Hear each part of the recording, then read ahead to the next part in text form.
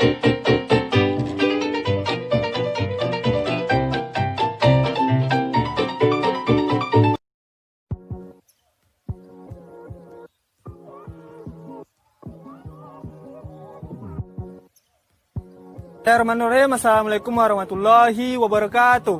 Halo guys. Kami dari kelompok 4, kami akan menampilkan materi tentang hipertensi pada lansia. Selamat menyaksikan. Lansia diiringi dengan permasalahan kesehatan yang dihadapi. Salah satu masalah kesehatan yang banyak dialami lansia adalah hipertensi. Kita sudah tahu bukan apa itu hipertensi? Ya, orang-orang mengenalnya dengan tekanan darah tinggi. Jadi, hipertensi adalah suatu penyakit sistem kardiovaskular yang termasuk ke dalam kategori penyakit tidak menular, yang dimana terjadinya peningkatan tekanan darah di atas normal, yaitu 140/90 mm hidrogium. Dari beberapa hasil penelitian dapat disimpulkan bahwa faktor risiko terjadinya hipertensi pada lansia ini terjadi dua faktor. Yang pertama itu faktor yang bisa diubah, yang kedua itu faktor yang tidak bisa diubah. Yang pertama itu kita akan membahas tentang faktor yang bisa diubah. Salah satu contohnya itu faktor yang bisa diubah ini kebiasaan merokok. Yang kedua itu kebiasaan hidup sehat. Yang ketiga itu obesitas. Yang keempat banyak mengkonsumsi alkohol. Selanjutnya itu faktor yang tidak bisa diubah. Di sini akan kita bahas sedikit faktor yang tidak bisa diubah ini. Salah satunya itu yang pertama genetik.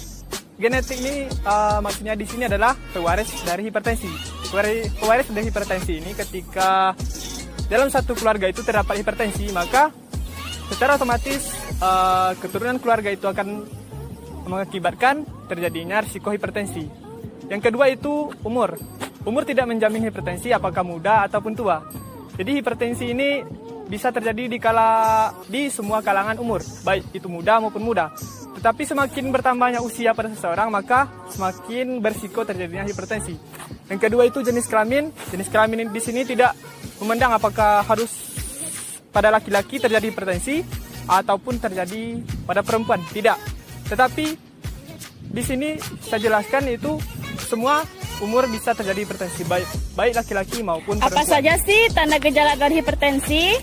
Yaitu sakit kepala, tengkuk terasa berat, kesemutan, penglihatan kabur, mudah emosi, dan gelisah. Selanjutnya yaitu penata laksanaan hipertensi pada lansia. Antara lain itu terapi farmakologi, yaitu dengan pemberian obat anti hipertensi. Contohnya itu ada 4 penata laksanaan non-farmakologi. Yang pertama adalah terapi akupresur, yang kedua adalah terapi meditasi, yang ketiga senam bugar, dan yang keempat adalah terapi zikir. Terapi akupresur. Akupresur merupakan terapi tusuk jari dengan memberikan tekanan dan pijitan pada titik tertentu di bagian tubuh yang didasarkan pada terapi akupuntur. Yang kedua adalah terapi meditasi.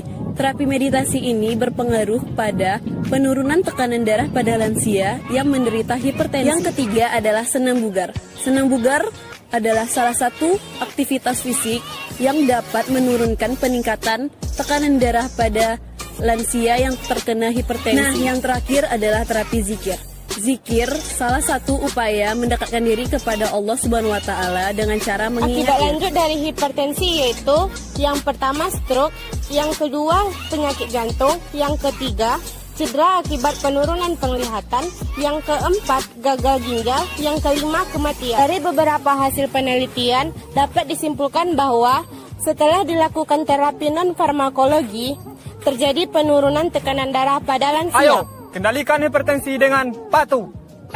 Periksa kesehatan secara rutin dan ikuti anjuran dokter.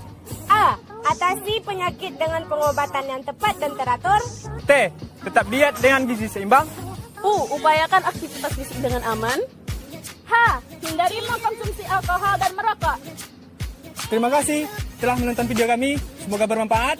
Wassalamualaikum warahmatullahi wabarakatuh.